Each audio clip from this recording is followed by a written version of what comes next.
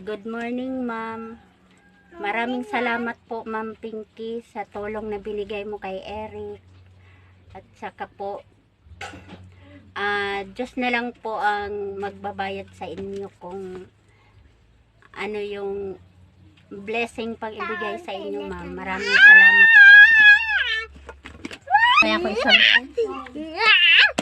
natagawa ko nung idya tinapa. I-give na lang sa iyanak. Nagalit si Eric kasi kinuha